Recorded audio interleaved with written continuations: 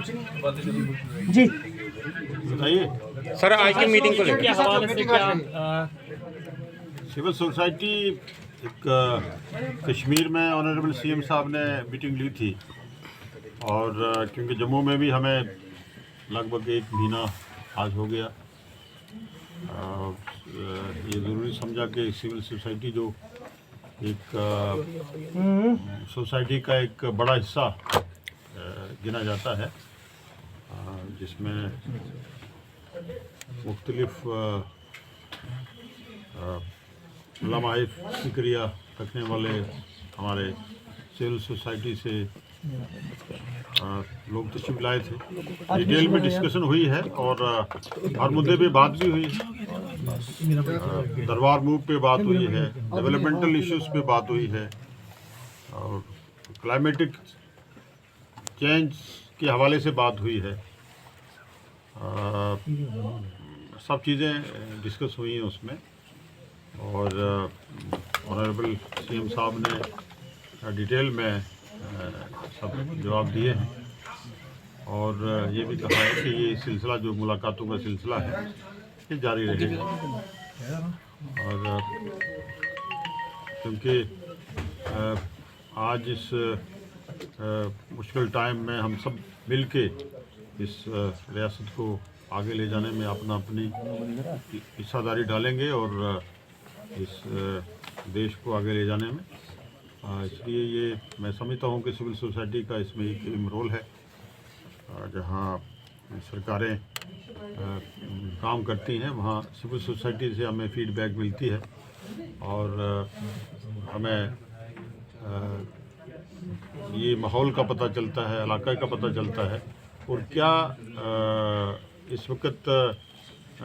civil society और क्या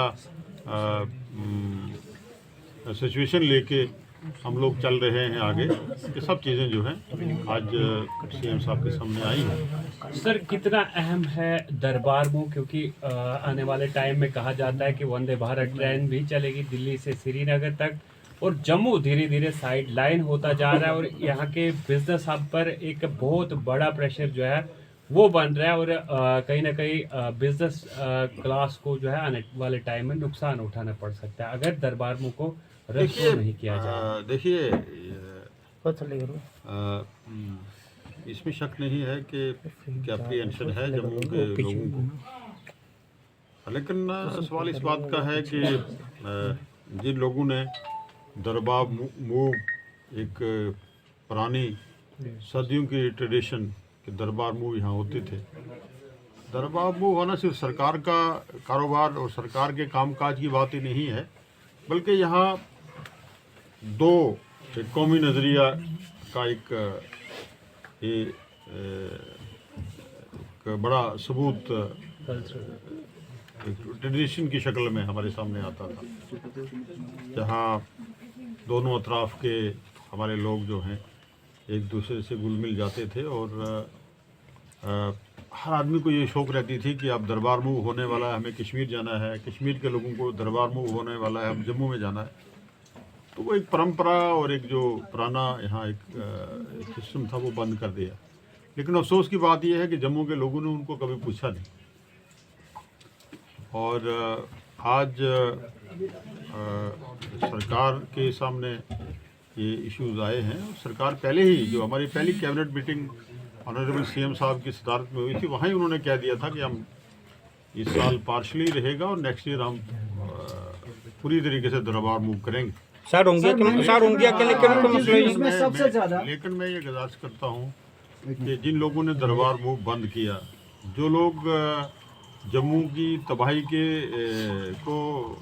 responsible हैं, जम्मू के लोग उनसे नहीं पूछते हैं, जम्मू के लोग